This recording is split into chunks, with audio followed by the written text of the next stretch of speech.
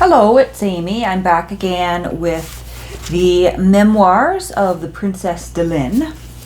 And we are beginning chapter 8 today. So here we go. In the extensive building of the Abbaye-Aux-Bois, there was one apartment which was rarely opened. It had formerly been occupied by Madame d'Orleans, better known under the name of the Abbess of Chelles. From her youth she had been destined to the cloister, which certainly was not her vocation. After a short novitiate, she pronounced her vows and was named Abbess of the Abbaye-Aux-Bois. Her remarkable beauty recalled that of her grandmother, Madame de Montespan, but her haughty and violent temper and ungovernable passions soon made her the terror and shame of the convent. And at the time that Helene was writing, at the end of her memoirs, Madame d'Orleans' apartment was still a source of dread to the pupils. It was asserted, says Helene, that shrieks and sounds of beating and the rattle of chains could be heard in the Orleans apartment, and it was said that Madame d'Orleans' soul came back there in order to expiate all the evil she had done during her lifetime. People were so afraid of these rooms that they never entered them except a number at a time. And Sister Huon, having once gone in alone to sweep, found marks of blood in the bedroom and was nearly suffocated by a strong smell of sulphur. She immediately fetched some of the others, but they saw nothing. When this apartment has to be cleaned, which is only twice a year, for no one ever occupies it, 5 or 6 people go in at the same time to sweep. There are, I know, not how many rooms of an immense size, all opening into each other, and it is dangerous to be there alone. The apartment is only opened for strangers to show them the ceilings, which are beautifully painted, and the magnificent high warp tapestry on the walls, representing the histories of Esther and Judith. It is said that these tapestries are the finest the Gobelin manufactory have ever produced. Madame d'Orleans had left cruel memories of her stay at the Abbaye-Aux-Bois.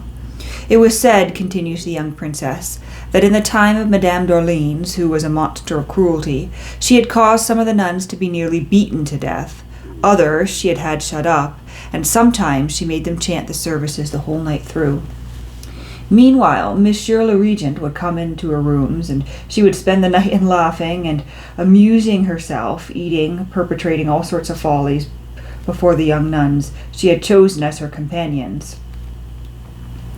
She said that she made the ladies spend their nights in prayers in order to expiate the sin she committed. It is also said that she used to take off all her clothes and send for the nuns to admire her, for she was the most beautiful woman of her time. She took baths of milk, and the next day had it distributed among her nuns at the rectory, ordering them by their vows of obedience to drink it. At last her excesses reached such a point that the nuns made a formal complaint, and they were told she would be transferred to the Abbaye de Chelles. Monsieur le Regent came himself to bring her the king's commands, and told her that she had so persecuted her unfortunate nuns that their complaints had reached the ear of the king, and that notwithstanding his tenderness for her, he felt compelled to move her to another abbey, for the public feeling would be aroused if he did not do justice to these ladies. Then Madame d'Orleans was in despair. She wept, she implored her father to let her remain at the Abbaye-Aux-Bois, and promised that henceforth her rule should be as gentle as it had hitherto been cruel and despotic. But the regent was inexorable, and told her she must be ready to leave for Chelles in a few days. When she saw that she would not win him over, she called the chapter together, and going down on her knees before the nuns, entreated them to petition government in her behalf, promising them that they should never again have to complain of her conduct. The prioress at that time was a Madame de Noailles, and she came forward and said these words, which have been repeated to us 100 times. "We have borne without murmuring, Madame, the cruel penalties you have inflicted upon us. Blindly submissive to your will, we only saw in our sufferings the hand of God laid heavily upon us.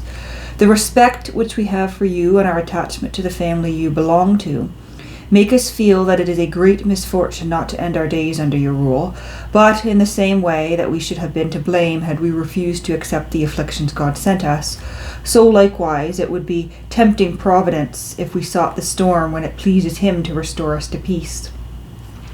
We trust that you will find happiness where you are destined to live, and this, Madame, will be the object of our prayers and supplications." Madame d'Orleans, seeing by the speech and the attitude of the nuns that she had nothing to hope for them, got up like a fury and returned to her rooms. A few days later, Monsieur de la Tourdet, secretary for the commands of the regent, and Madame la Duchesse de Villequier came to tell her that her father's carriages were ready and that she must leave for Chelles. But she declared she would not go. In vain, Madame la Duchesse de Villequier tried every form of persuasion, but she could not prevail on her to leave. So they returned to Monsieur le Regent, who said that when gentle measures failed, strong ones must be used. He then sent with Monsieur le Tourdet, the Madame de Villequier, his captain of the guards, he sent with Monsieur de la Tourdet and Madame de Villequier, his captain of the guards, Monsieur de Lyon, and 2 officers. And Madame d'Orleans was informed that these persons had orders to put her in the carriage. When she heard this, she completely undressed herself, got into bed, sent for Monsieur de Lyon, and asked who would be bold enough to lay hands on a daughter of the royal blood of France. Monsieur de Lyon, much embarrassed, returned to Monsieur le Regent, who sent Madame la Princesse de Conti with orders to try and call his daughter to reason, and if she did not succeed, to have her wrapped up in her mattress and carried away. So Madame la Princesse de Conti came, and by tears and entreaties at length prevailed on her to leave. She was conducted by Chelles, a distance of 4 leagues from Paris. Or to Chelles, rather. She was conducted to Chelles, a distance of 4 leagues from Paris, where she retained the title of Lady Abbess, but without any authority. Some time after, the Abbey of St. Anthony of Paris became vacant. She asked for it, and it was granted to her, but under the same conditions, namely that she should have merely an honorary title.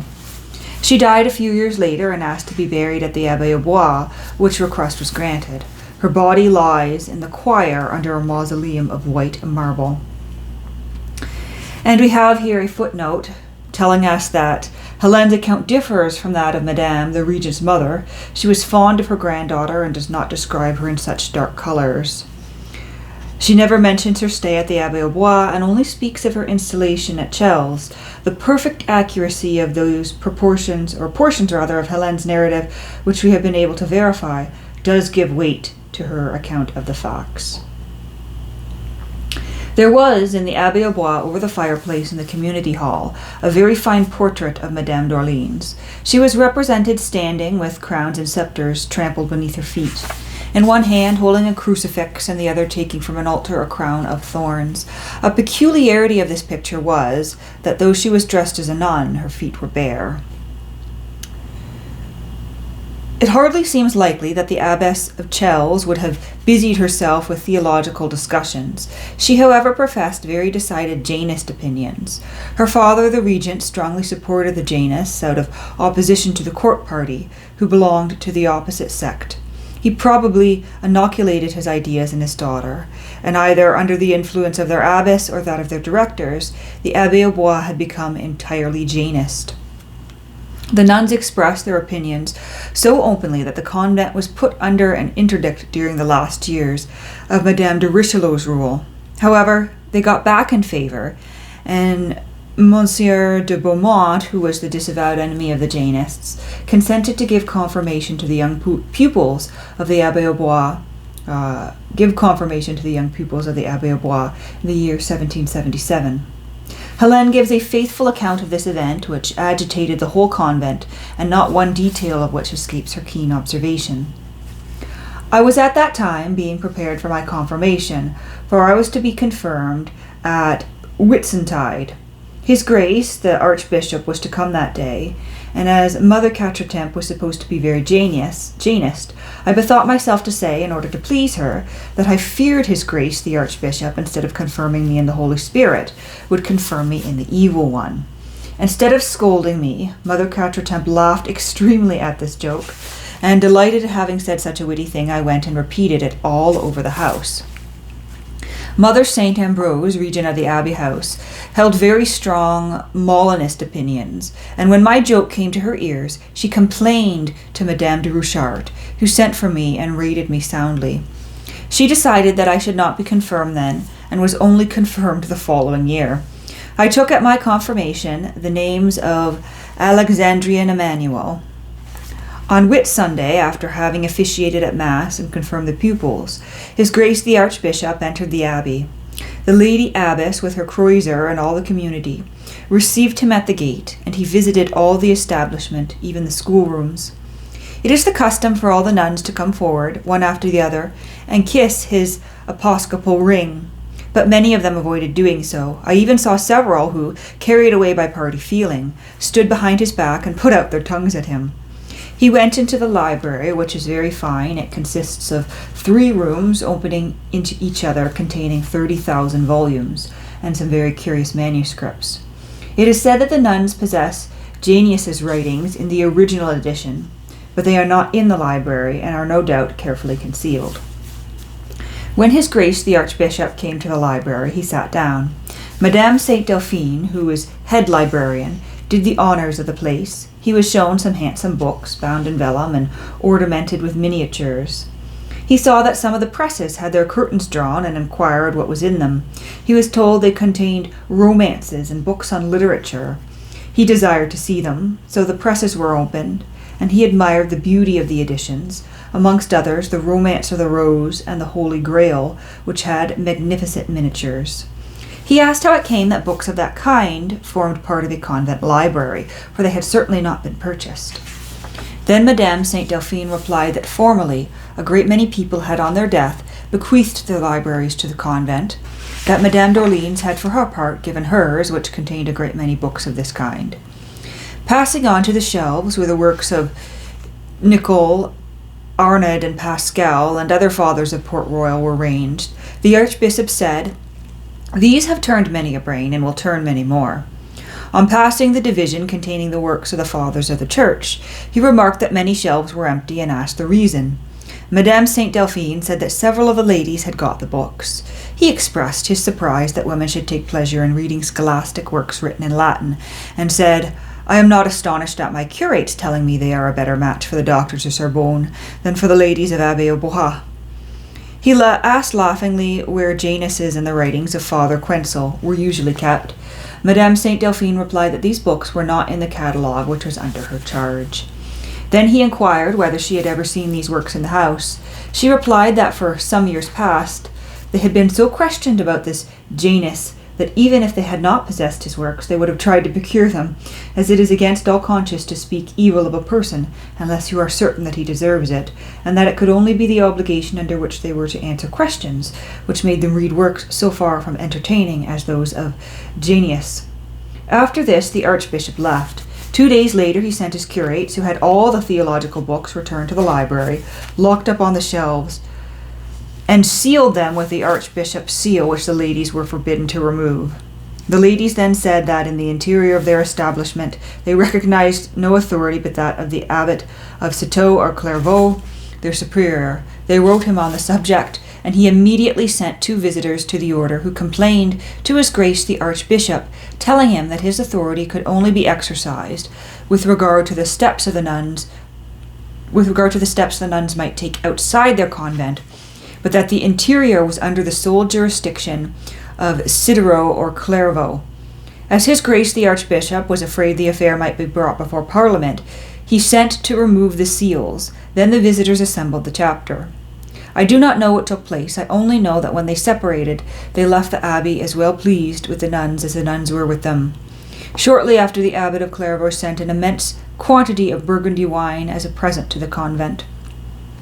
We resolved at that time to give a performance in honour of Madame de Bouchart on her fête or Saint's Day, which was the 15th of August, Mary being her name. We wanted to get up with more care than usual, so that it might be a success, so we acted Esther. I took that part. Mademoiselle de Choiseul was Mordecai, Mademoiselle de Chatillon Russus, and Mademoiselle de Chavigny was Haman. Our costumes were copied from those of the Comédie Française. I had a white and silver dress, the skirt of which was fastened with diamonds from top to bottom. I had on more than 100,000 ukis, and it says a yuki was worth 5 shillings at the time of publication. Worth of diamonds, having all those of Madames de Mortemart, de Gramart and of Madame la Duchesse de Choiseul.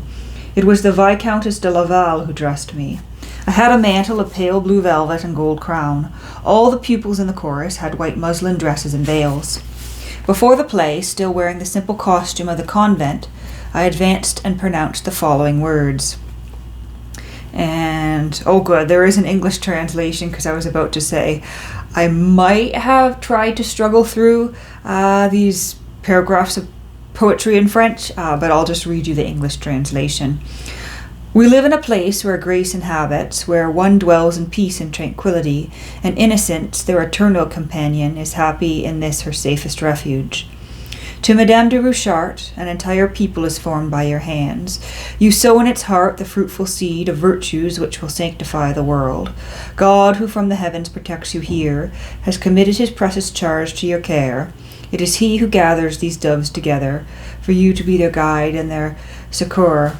Great God, may her goodness be remembered by thee. May the care with which she supports thy glory be engraved by thy hand in the book where are written the predestined names of those thou dost cherish. Thou willst hearken to my voice, it is not strange to thee. Oft I implore thee, for who is dear to me? She herself gives thee her tenderest sighs. The fire of thy love is all her desire. The zeal which fills her at rise of dawn still flames for thee at set of sun. Thou dost see her each day, give great examples. Kiss with respect the pavement of thy temples. O you who rejoice in mad passion, aroused in your heart by vain fictions, profane admirers of frivolous shows, whose ear is wearied with the sound of these words. Flee from our pleasures full of saintly austerity. All here breathes of God, of peace, of pure verity. And I'm sure it sounds much more poetical in French. But, I'm hoping we're not having an issue with the syncing of the video and the sound. I'm just noticing my movement in the camera looks a little bit shaky. Hopefully that's not the case. I think, let's see, how much farther do we have to go here? Is it worth starting over just to be sure? I think we've got a little ways to go here. So I'm just going to continue on. And if something is off, that will be unfortunate. So she says, I cried towards the end, and Madame de Rouchart also. The chorus was sung, and a ballet was danced while I dressed. After the performance, as soon as she saw me, Madame de Rouchart held out her arms to me. I rushed into them, and she folded me to her heart. She did not hide her great partiality for me. I was so happy at that time that I should have been glad for it to last forever. I had at last been appointed to the dispensary, which had been the summit of my ambition, and I lived there very pleasantly. I was with Madame de Choiseul, Mademoiselles de Conflans, Mademoiselle de Monsage, and Mademoiselle de Damas, all of whom were pretty and amiable. Among the nuns, Madame de Saint-Côme was a person of rare amiability. Madame de Saint-Laurent, who was of the Cossé family, was witty and scatterbrained. Madame Sainte-Marguerite, who was only 16 years old, had just taken her vows and thought only of amusing herself. Madame Sainte-Veronique was a ridiculous old woman without a particle of common sense, and that in itself was a source of amusement. Madame de Saint-Côme taught us botany. She taught us to know all the different plants and their virtues. In the evening we went to Madame de Rouchart's. I would have liked to have spent my life in that way. I have said that there were 6 of us in the dispensary. Here are our portraits, all faithful likenesses. Madame la Duchesse de Choiseul, 15 years old, married, pretty, amiable, bright, witty, but satirical, violent, and hot-tempered. Mademoiselle Helene Masalska, myself, 14 years old, pretty, clever, graceful, stylish, a good figure, as stubborn as the Pope's mule, and incapable of controlling her first impulse. Mademoiselle de Damas, pretty, most graceful, but with more jargon than wit, 16 years of age. Mademoiselle de Monsage, the most beautiful eyes in the world, but with a dark complexion, gentle, witty, 15 years old. Mademoiselle de Conflans, rather pretty, remarkably brilliant, and full of wit, aged 15. Her sister, Mademoiselle de Vaudreuil, was not pretty. She tried to copy her sister, but was far from being so clever. One morning, Madame de Rouchart said to me, Helene, come to me at 6 o'clock. I want to speak to you. I went therefore according to the order I had received. But she only said to me, My dear child, I am very sorry. I cannot talk to you now. My head is burning and I feel feverish. You must go away and I must go to bed. I returned to the dispensary, which was my department, and said that I had found Madame de Rouchart ill, as this was very seldom the case with her. Madame de Ferry and Madame de Cossé, the second and third dispensary nuns, went to her immediately. When Madame de Ferry returned, she told us she had found Madame de Rouchart in a high fever. We were all seized with the greatest apprehension. On going to the refectory, we carried the news to all the class, and the consternation was general. After supper, Sister Léonard, who waited on Madame de Rouchart, came with a message from her to say our names would not be called over, and we went sorrowfully to bed. The next day, on going down to the schoolroom, we were told that the fever had increased, and that Madame de Rouchart was going to be taken to the infirmary. Then we all burst into tears. Madame de Choiseul, Mademoiselle de Conflans, myself, and a few others were in dreadful grief. The Duchess de Mortemart came in the afternoon, bringing her Bouvart and Laurie. The same evening, Madame de Rouchart became delirious and remained in that state till the eve of her death. And we have a lengthy footnote here. Charlotte de Manville, Dowager Duchess of Mortemart, sister-in-law to Madame de Rouchart. That's the one footnote. On the second footnote, Bouvart, born in Chartres, 11 January 1711, died 19 January 1787. He was the professor at the College of France and a great enemy of the system of inoculation. He is supposed to have been the author of the act of accusation brought against Joly de Fleury for this innovation.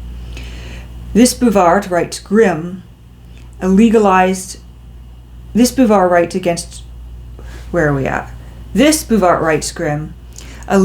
assassin in the streets of Paris is only too glad, by way of pastime, to insult his fellow members, and even to get up some criminal cases against them. It is he who attacked Trochin, accused Bordeaux of stealing a watch and sleeve links off a dead body, and who fought with Petit. It is certain that Bouvart was detested by all his colleagues, but at the same time he was the most fashionable medical man in Paris.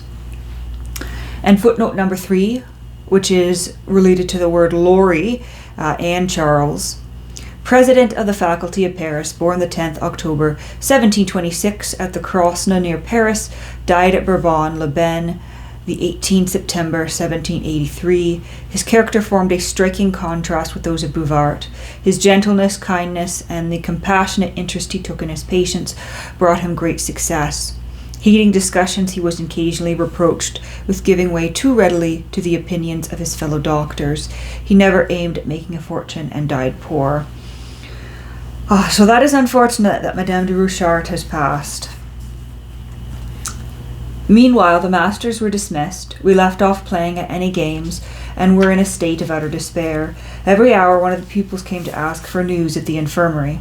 The Lady Abbess went herself every day to see her. The Duc de Mortemart and his brother were admitted. And we have a footnote. Victorien Jean-Baptiste Marie de Rouchart, born 8 February 1752, died 14 July 1812. He had married Mademoiselle du Cossa-Brissac.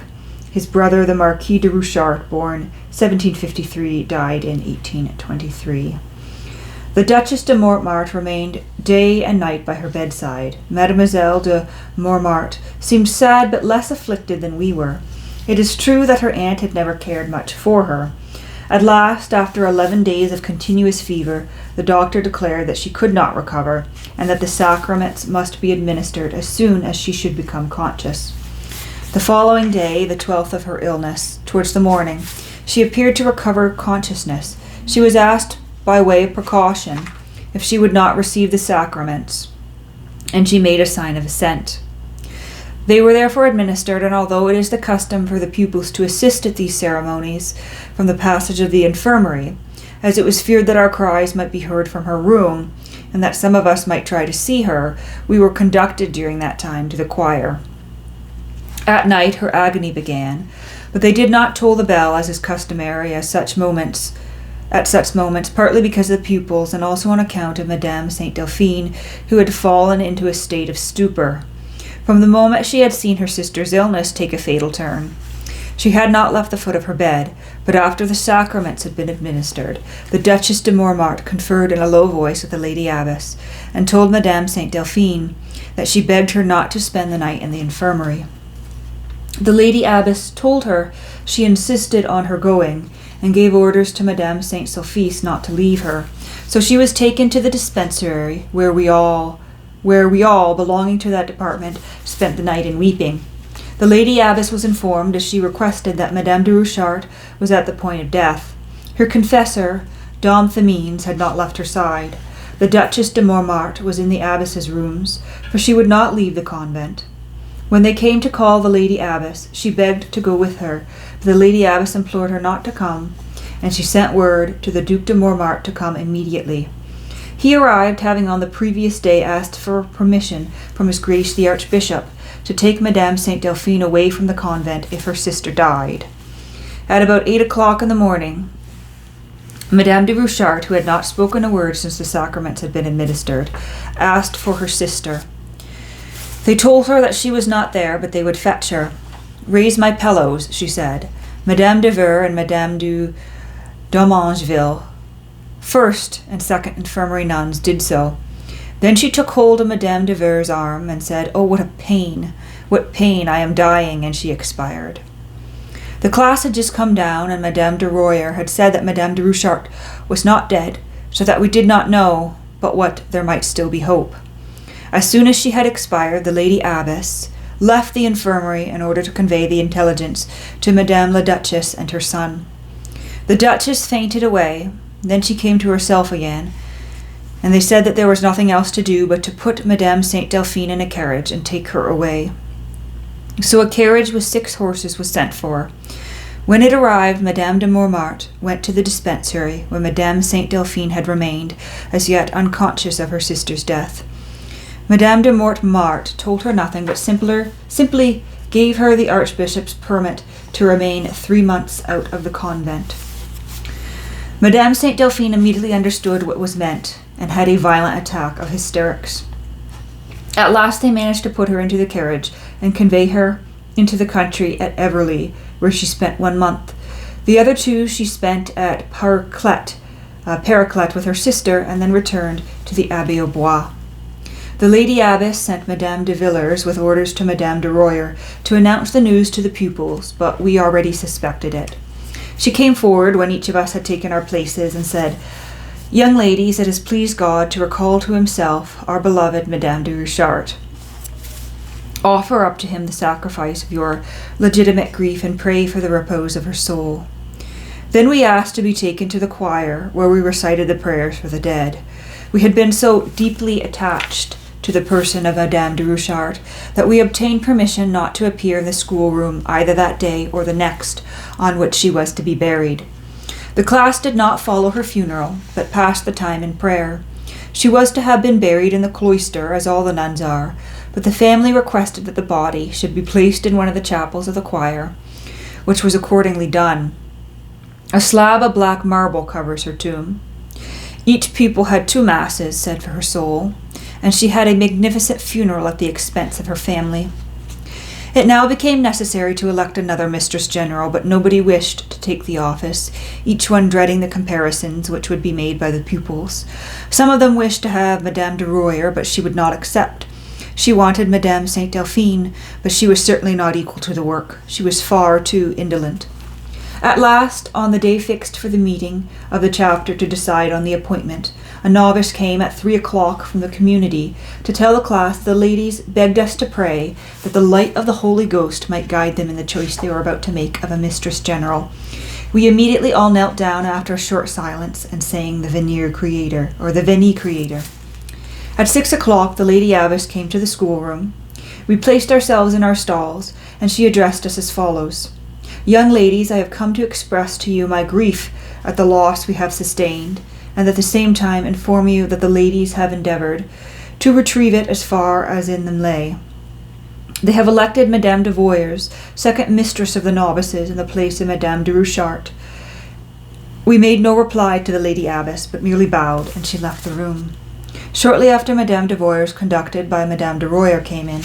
She had a fine figure and enjoyed much consideration in the novitate. She was about 40 years of age. She said, "Young ladies, I feel that my presence here can hardly be agreeable to you. I know how difficult is the task that lies before me. I pray you to make it easier by placing your confidence in me. The regrets that you rightly accord to the memory of Madame de Rouchart are a credit both to you and to her. I cannot flatter myself that I shall worthily replace her, but I ask you to rest assured that I shall make every effort to do so." This little speech, made with such sincerity of manner, touched us. We applauded vehemently and asked permission to kiss her hand. She begged us to embrace her, and on the following day everything resumed its usual course.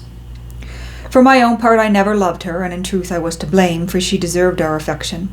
Madame de Rouchart's death was the cause of my first wish to leave the convent.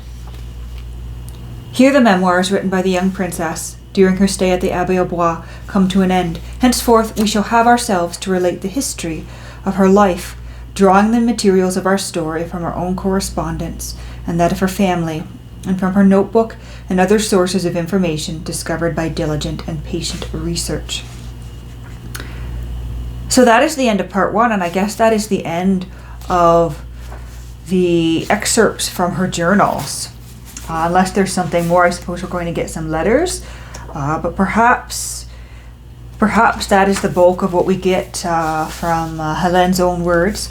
But we do have a part 2 here, which I guess is going to be her life outside of the convent, and I'll be quite excited to get into that. I was not expecting that death, and that was really sad for me to read. But yeah, so I guess she will be departing from the convent, and we will read on about more of her life.